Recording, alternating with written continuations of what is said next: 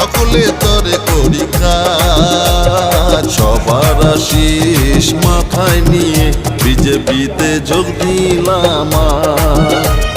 সবার আশিস মাথায় নিয়ে বিজেপিতে যোগ দিলাম।